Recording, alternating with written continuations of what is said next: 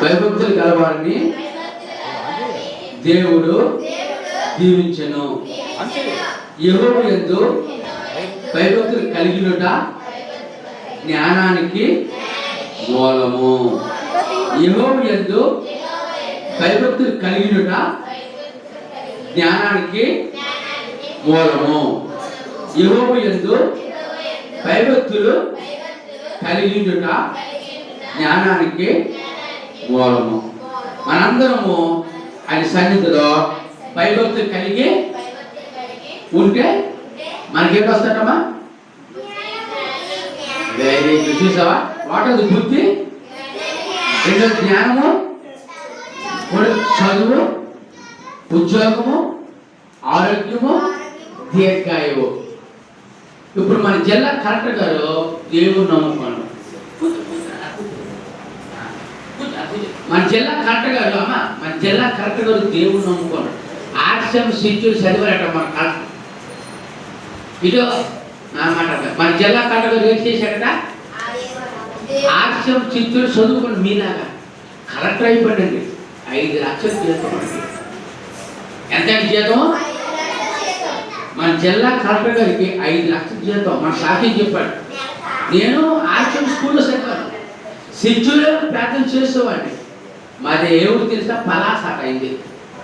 Palasa SC కులం, adjust కులం, మల్నాటి కులమే. కలెక్టర్ అయిపోయాడు.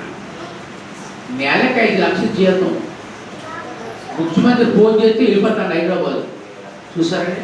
అందువల్ల మనం కూడా చదువుకు మీకు బాగుంటుంది నేను చెబుతాను. ఎందుకంటే మనం పెట్ట కాబట్టి రమ్మా ఎలాగా.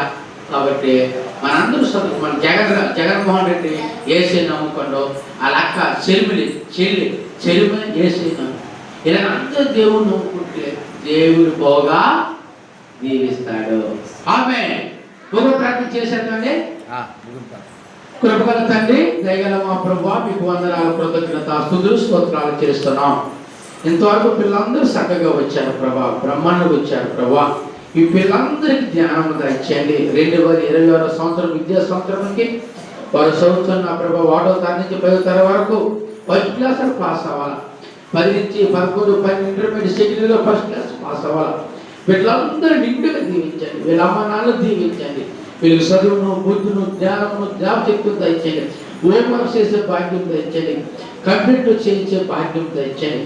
ఈ దాసులు ప్రభు నడిపిస్తున్న అప్పలరాజు గారి బట్టి వందనాలు. వారి కుటుంబం బట్టి వందనాలు. సాత్వికు, సాల్మన్ రాజు ఇద్దరు పిల్లలు భవిష్యత్తులో వర్ధిలే భాగ్యం దయచేయండి. జ్ఞానవంతుల భవిష్యత్తును, ఆరోగ్యము, తీర్చం దయచేయండి.